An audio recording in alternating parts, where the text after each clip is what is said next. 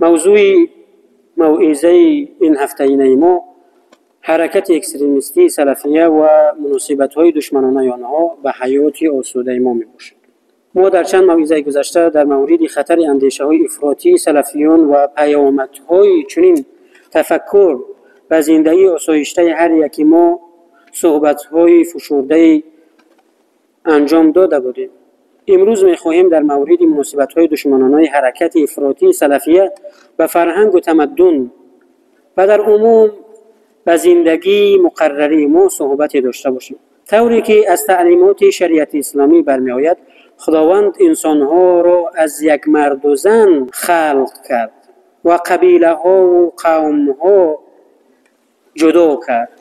چنانکه که خداوند جل و علا در قرآن عظیم شأن در سوره حجرات آیت 13 می‌فرماید: اعوذ بالله من الشیطان الرجیم یا ایها الناس انا خلقناكم من ذکر و انثى وجعلناكم شعوبا وقبائل لتعارفوا ان اکرمکم عند الله اتقاکم ان الله علیم خبیر.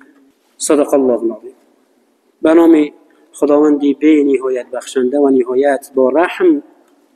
خداوند جل و علا می‌فرماید: ای مردم، یا ایها الناس انا خلقناکم، به درستی که ما شما را از یک مرد و زن آفریدیم، و جعلناکم شعوبا، و شما را قوم ها و قبیله ها ساختیم، لتعارفوا، تا اینکه با یکدیگر شناس شوید، یکدیگر را احترام کنید، یکدیگر را بهتر بشناسید. ان اکرمکم عند الله اتقاکم، و درستی که بهترین شما نزد من انسانی هست که پرهیزگار و تقوایش زیادتر است، منفیتش زیادتر میرسد. ان الله علیم خبیر، و درستی که خداوند دانا و خبیر است. آیات های دیگر قرآن هم این نقطه ها را ثابت می‌سازد که گوناگونی انسان ها به فرهنگ و تمدنی که دارند یک امر الهی است و شریعت اسلامی این گوناگونی را پرره اعتراف می‌نماید. مثلا در آیات 118 سوره هود آمده است: و اگر پروردگار تو می‌خواست البته مردم را از یک ملت می‌گردانید، ولیکن همیشه مختلف باشند. این مضمون در آیت 48 سوره مائده، آیت 8 سوره شورا و آیات 33 سوره زخرف و آیات 93 سوره نحل و دیگر آیات‌های قرآنی نیز افاده یافتند. برادران گرامی، این مقدمه کوتاه با دلیل قرآنی از آن جهت است که امروز سلفیان تکفیری از جهاد وجود ملت‌ها و فرهنگ‌ها، تمدن‌ها آنها را اصلاً اعتراف نمی‌کنند. درباره نفرت و مناسبت بدبینانه گروه‌های افراطی دینی امروزه، خصوصاً گروه سلفی تکفیری و جهادی، نسبت به فرهنگ و تمدن ملی ما و نسبت به عرفان اسلامی باید علیحده خیر نماییم. پیامبر محبوبمان محمد مصطفی صلی الله علیه و سلم در حدیث صحیح می‌فرمایند که هلك المتنطعون، 3 بار تکرار می‌کنند: هلك المتنطعون. المتنطعون گفتن المتنطعون چی است؟ پیامبر خدا صلی الله علیه و سلم فرمودند: المتشددون، آنهایی که سخت میگیرند، آنهایی که از حد میگذرند.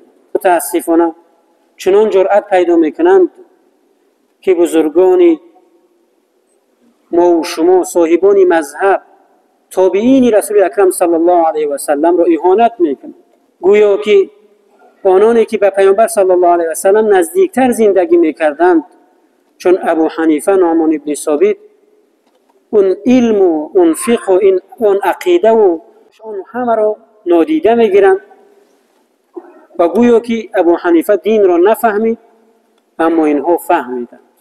وقتی یک چیزی پرسیده می شود آنها میگویند که من تو را قول امام ابو حنیفه را بگویم یا اینکه حدیث رسول اکرم صلی الله علیه و سلم. ما با آنها میگوییم که شما همون قول ابو حنیفه را با ما بگویید که آنها در همون عصر پیامبر صلی الله علیه و سلم زندگی میکردند و در بهترین عصر زندگی میکردند که پیامبر صلی الله علیه و سلم فرمود: خیر القرن قرونی ثم الذين تلونهم ثم الذين تلونهم. بهترین عصر و بهترین قرن در آموزش دین قرن من است، یعنی دین رو از من بیاموزید، از صحابگان من بیاموزید. ثم الذین تلونهم، سپس شاگردان آنها. امام ابو حنیفه صحابه دیده است، شاگرد صحابه است، تابعین است، در همون دور و زمان نزدیکتر زندگی میکردند و علم و فکرانی و جهد و تلاششون خیلی از ما و شما زیاد، پس اون کس زیادتر میفهمد. اگر همین صحیح بخاری رو در دستش بدهی و قرآن رو، شرحی صحیح بخاری نباشد، فتح الباری و دیگر شرح‌های صحیح بخاری و صحیح مسلم کی شرح داد همین صحیح حدیث های رسول اکرم صلی الله علیه و سلم؟ صاحبان مذهب همینا بودن که گفته های پیامبر صلی الله علیه و سلم، حدیثان و سنت های پیامبر صلی الله علیه و سلم را شرح دادن و با ما و شما فهموندن. دینتون را از هر انسانی که سری است و هیچ چیزی زیادی نمیداند از دین، فقط کورکورانه و پیشش رو میبیند و دور نمیبیند و تحلیل نمیکند و نخوانده است، فقط گفته هایش رو شنیده است از کدام شبکه‌های اجتماعی، دینتون را از آنها نگیرید، دینتون را از آنها نآموزید. مردم تاجیک بخشی از ارزش‌های اعتقادی و ملی خود را محض به واسطه آثار ادبی و عرفانی شخصیت‌های چون عطار و سینا و مولوی و سعدی و حافظ و جامی، بیدولی و صاحب و غیر آموخته و حفظ نمودند. از سوی دیگر کشور ما هم محض شخصیت و آثار این بزرگان تصوف را همچون پایه استوار فرهنگ ملی و نام آثار آنها را همیشه همچون ستون هویت ملی تاجیکان مطرح می‌نماید. پس اگر امروز توده افراطگرایان صدفی به مردم تاجیکستان تلقین کنند که بزرگان فرهنگ و ادبیات شما، یعنی عطار و مولوی و سینا و حافظ و جامی و بیدل و دیگران همگی به اصطلاح بدعتکار یا کافر بودند و آثار ادبی و عرفانی آنها گمراهی بوده، خواندن آنها به اصطلاح کفر است، آنگاه تمام نظام هویت ملی ما هم برهم خواهد خورد. آنها در اندکترین چیز انسان را به کفر و به بدعت مردم را تلقین میکنند. پیامبر محبوبمون محمد مصطفی صلی الله علیه و سلم گفتند یک انسان را کافر گفتن چقدر گناه زیاد است، چقدر گناه بزرگ است. اگر انسان یک برادر مسلمانش را کافر بگوید، ملائکه ها همین گفته های او را به آسمان میبرند و به ترازو میکشند. اگر جوابگوی همون انسان نباشد، برمیگردد و در سر خودش میخورد، یعنی خودش از ایمان خارج میشود وقتی که یک انسان مسلمان را به ناحق و کافر میگوید. ما در حدیث های زیادی خواندیم که پیامبر محبوبمون گفتند که در آخر زمان دین به چند گروه ها تقسیم میشه، تنها یکی از آنها نجات یافته است و دیگر همه گمراه شده و ناکام شدند. ببینیم حدیثی که از انس رضی الله عنه از پیامبر صلی الله علیه و سلم روایت میکند که میفرمایند یسروا ولا تعسروا، یسروا آسان بگیرید، ولا تعسروا به مردم سخت نگیرید، مردم رو به کفر و به فسق و به بدبختی امر نکنید. و بشیروا، دین همه بشارت است، همه خیرخواهی است، سراسر همه دین خیرخواهی است برادران است. خداوند جل و علا خود میگه ادعو الى سبیل ربک بالحکمة والموعظة الحسنه. اگر دعوتگری، اگر واعظی، اگر میخواهی که دین خداوند را در بین مردم دعوت کنی، پس با حکمت دعوت. سالهای گذشته مردم اروپا زیاد نسبت به دین توجه داشتند، از اخلاق مسلمانان، از ادب و علم مسلمانان شیفته شده بودند و همه به سوی اسلام برگشتند. و یکی از سبب‌های همین گروه ها رو ساختند تا اینکه دین را در بین دیگر انسان‌ها، دین پاک را همچون دین خونریز و دین خرافاتی و دین بسیار دغل و دروش نشان دهند. این یکی از هدف‌های دشمنان دین بود. دیدیم دولت اسلامی فرزند مادر خودش را سر زد، چقدر بیرحمی ها شد که اصلا دین فرسخ ها و فرسخ ها از این بیرحمی ها، از این کجروی ها، از این بدروی ها دور است، از این خونریزی ها دور است برادران اسلام. این گروه ها رو ساختند تا اینکه دین را بدنام کنند. و در اخیر حدیثی از پیامبر صلی الله علیه و سلم رو میگوییم و با آن خاتمه میبخشیم. عن ابی هریره رضی الله عنه قال قال رسول الله صلی الله علیه و سلم، از ابو هریره رضی الله عنه روایت است که پیامبر صلی الله علیه و سلم فرمود: لا تحاسدوا ولا تناجشوا ولا تباغضوا ولا تدابروا ولا يبيع بعضكم على بيع بعض وكونوا عباد الله اخوانا. پیامبر محبوب من گفتند که به یکدیگر حسد نورزید. حسد یکی از گناهان کبیره است. تنها برای دو گروه از انسان ها حسد ورزیدن و آرزو کردن جایگاه آنها اجازت است و تمام. پیامبر محبوب من صلی الله علیه و سلم می‌فرمایند که لا حسد الا اثنتين، رجل آتاه الله مالا فسلطه على هلكته في الحق. و دو گروه انسان ها شما آرزو کنید حسد ورزید، این حسد نمی شود، این گناه نمی شود، بلکه ثواب و اجر و پاداش است.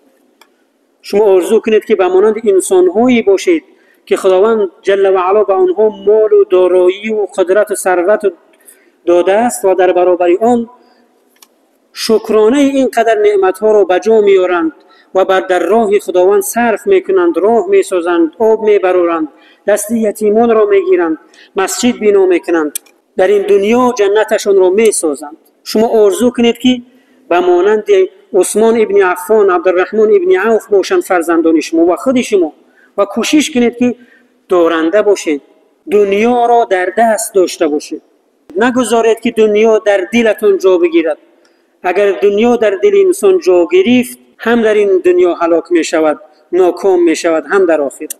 آنانی که در دستشون بود مال، ثروت و مقام و جایگاه و حکومت، به مانند حضرت سلیمان علیه السلام، چقدر نیکی ها کردند، چقدر ساختند، چقدر آبادکاری ها کردند. و دیگر فرمانروانان و حاکمان عادلی داریم که به خاطر خداوند و در راه خداوند عدل و انصاف میکنند و مردم را بر راه راست راهنمایی میکنند.